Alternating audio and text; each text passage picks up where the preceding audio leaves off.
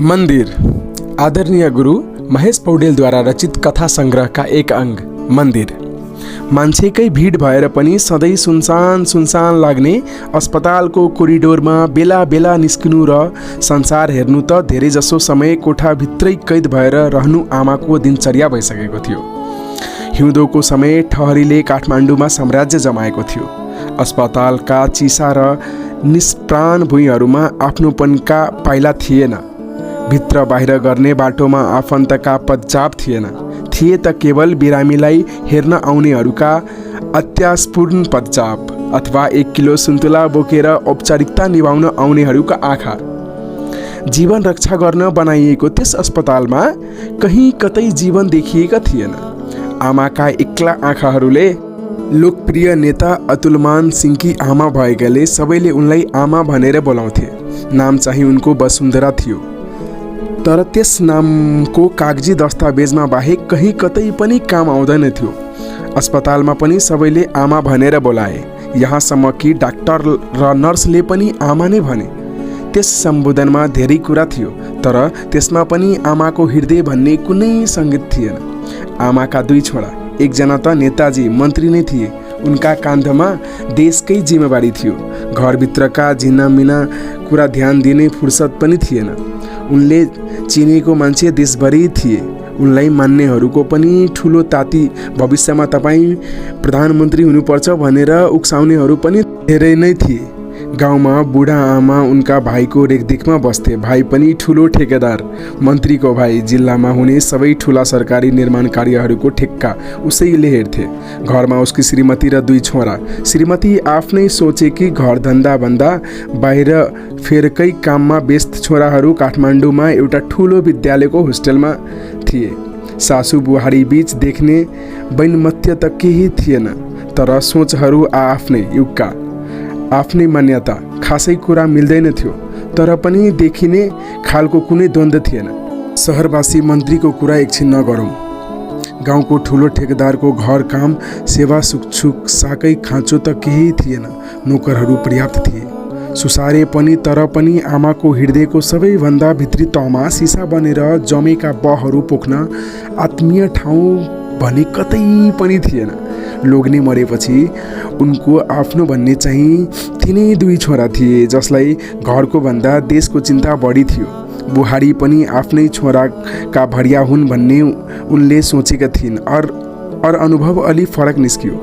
बा छनुजेल आमा बासँगै सुख दुःखमा साटिन्थ्यो। यो तिम्रो श्रीमान उसँगै जीवन बिताउनु भनेर बा आमाले 10 वर्षको उमेरमा जिम्मा लगाइदिएपछि उनले कहिले त्यस ब्रह्मवाणीमाथि पूर्ण विचार गरिनन्।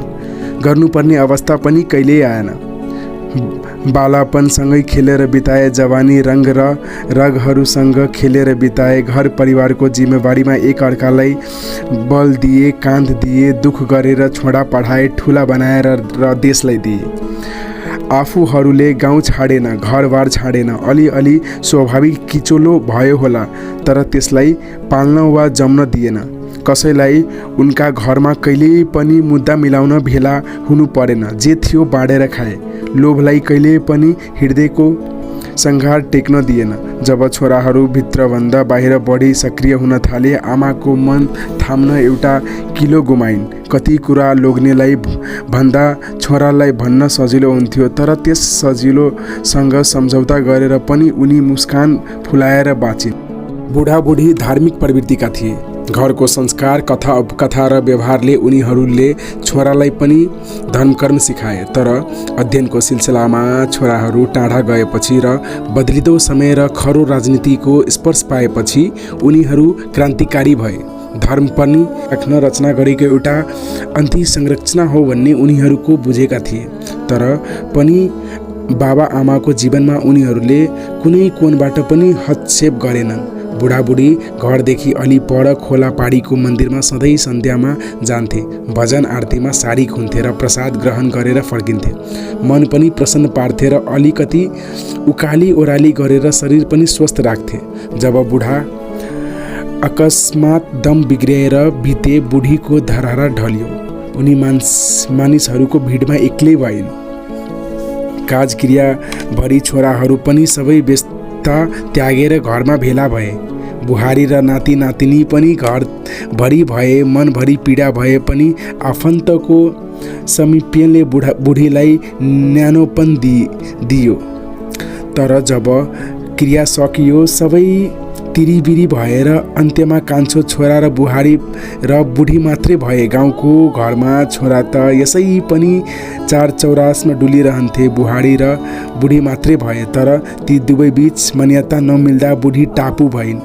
लोग्ने बितेपछि बुढीको मन्दिर जाने क्रम पनि टुट्यो। एक्लै त्यो बाटो आउँदा जाँदा उनी सम्झनाले विक्कल हुन्थिन्। हुन त घरै बसे पनि उत्तिकै अशान्त हुन्थिन्। तर पनि घर घरै हो भन्ने मान्यता थियो। बुढी आमालाई एक्लै दुक्लै गाउँमा हिँड्न नदिनु भन्ने छोराहरूको आदेश थियो। कान्छी बुहारीलाई पर खोला पारीको मन्दिरमा शङ्ख घण्ट बज्दा आमा बाहिर आँगनमा निस्किन्थिन् र एकहोर उतैतिर हेरिरहन्थिन्। उनका आँखाभरि आँसु टप्किहाल्थे। गोडाहरू अनायासै स्वचलित हुन्थे र उनी केही कदम अगाडि बढाउँथिन्। कहिले आफै सम्हाल्थिन् र फर्किन्थिन्। कहिले बुहारी आएर कराउँदै गल हयाउँथिन्। उनी कैदी भइन्। साँझोको आरतीको बेला कहिलेकाहीँ मुसुलधारे पानी पर्थ्यो। भजन कीर्तन र शङ्खको आवाजलाई बीचमा उब्लिएर खोलो र झरीको आवाजले खाइदिन्थिन्। कहिले कुहिरो लागेर छेकिदिन्थ्यो। मन्दिरको सबै दिव्य आभा व्यस्त रातहरूमा आमा भोको पेट सुतेको अनुभव गर्थिन्। आमाको हलचल बन्द भयो। चिन्ताले उनको अनुहारको उज्यालो हरेर लग्यो। उनी एकान्तिन हुँदै गइन्। कम बोल्न थालिन्। उमेरले पनि आफ्नो कहर कस्दै लाग्यो। उनका समस्यासँगै उनका हात गोडाको गतिमा प्रतिशत सुस्त आएको अनुभव हुन थाल्यो। छोटो दूरी भए तय गर्न सक्न छोडिन्।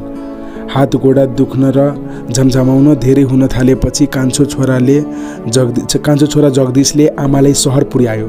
दाइकोमा घर काठमाडौँको बालुवाटारमा वरिपरि अग्लो पर्खाल भएको ठुला जग्गा एउटा कुनामा सुन्दर घर, बाँकी खाली जग्गामा फलफुलको बोट र फुलको बगैँचा। मन्त्रीको घर प्रवेशद्वारमा हमेसा 2 सुरक्षाकर्मी तैनात देखिन्थे। धेरैजना नोकर चाकरले भरि भराउ थियो घर र आमा यसै घरमा प्रवेश गरिन्। मन्त्रीले समय निकाल्न सकेन। उनकी श्रीमतीले केही सहयोगीका साथ आमालाई राजधानीको एउटा नाम चलेको न्युरो अस्पतालमा पुर्याइन्।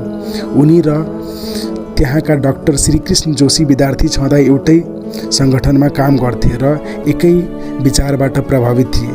सोच्थे समाजमा चिन्तन वैज्ञानिक हुनुपर्छ। पुराना रीतिरिवाज र मान्यतालाई तोडेर समाजलाई वैज्ञानिक चिन्तनको बाटोमा अग्रसर गराउनुपर्छ। धर्म कर्म सङ्गठनको पाटो हो र यसको मान्छेको चिन्तनको गतिलाई कुण्ठन तुल्याउन भन्ने उनीहरूको एकमत थिए।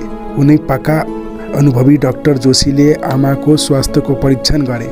मन्त्रीकै चिनजानको मान्छे भएकोले एकै विचारमा चिकित्सक भएकोले यो भेटघाट सहज भयो। धेरै कुर्नु पनि परेन। डाक्टरले आमाको स्वास्थ्यको पुरै परीक्षण गरे। नसाको समस्याको अनुमान थियो। एमआरआई पनि गराए। केही औषधि दिएर घर पठाइदिएर भोलिपल्ट एमआरआई सहित आउन अनुरोध गरे। भोलिपल्ट उनीहरू एमआरआईको रिपोर्ट सहित अस्पताल पुगे। डाक्टरले रिपोर्ट हेरे। उनको अनुहार निकै गम्भीर देखियो। समस्या नसाको हो। समयमै आउनुभयो, निको राम्रो भयो। अलि ढिलो भएको भए त पक्षघातको कारण बन्न सक्थ्यो उनले भने। ला केही त हुँदैन डाक्टर साहब, म औषधि लेखिदिन्छु हैन, त्यस्तो अप्ठ्यारो नै त पनि नहल्ला। तर औषधिसँग नियमित फिजियोथेरापी गर्नुपर्छ, नत्र चाहिँ अप्ठ्यारो हुन सक्छ। उनले केही बेर रोकिएर फेरि भने, यो उमेर र अवस्थामा आमाले सायद फिजियोथेरापी गर्न सक्नुहुन्न। त्यसको विकल्पमा बिहान कमसेकम 1 घण्टा आमालाई हिँडाउनु। हात गोडामा नसा खुल्छन्, बिस्तारै ठिक हुन्छ। बुहारीको आमालाई लिएर घर गइन्। साँझ मन्त्रीजी पनि घर आइसकेपछि बोली विस्तार लाइन। मन्त्रीले तुरन्तै डाक्टरलाई फोन लाए र विस्तृत कुरा बुझे। निचोड उनी आयो, औषधि र नियमित व्यायाम। अर्का दिनदेखि सुरु भयो समयअनुसार औषधि सेवनको काम। तर नियमित व्यायामको कुरामा निकै अप्ठ्यारो पर्यो। आमा आफै सक्रिय नहुने, मन्त्री छोरासँग समय नहुने, उनकी श्रीमती सधैँ यस कुरामा आफूलाई समर्पित गर्न नचाहने, नोकर चाकरलाई आमाले छेउ पर्न नदिने, व्यायाम नियमित हुनै नसक्ने भयो। त्यस घरमा आफ्नो भन्ने उनकै जन्माएको छोरा अर्थात् मन्त्री मात्रै थियो। आफूले आमाको व्यायामको व्यवस्था गर्न नसक्न भन्दै एक दिन उनकी श्रीमतीले मन्त्रीलाई आफै आमालाई गराउनु भन्नुभयो हैन। मन्त्रीसँग विकल्प पनि थिएन। उनले बिहान यथार्थ एकाध घण्टा आमालाई आफूसँगै लगेर हिँडाउन निधो गरे। तर मन्त्री मान्छे सुरक्षाको पनि विषय थियो। बिना सुरक्षा घर बाहिर निस्किनु त्यति सजिलो थिएन। त्यसैले सुरुमा केही दिन आफ्नै पर्खालभित्रै खाली ठाउँमा एक सुरदेखि अर्का सुर हिँडाउने अभ्यास गरे। छोराले हात समातेर हिँडाएको यो पहिलो घटना थियो। आमाको जीवनमा उनले आफन्तको स्पर्श भेट्यो।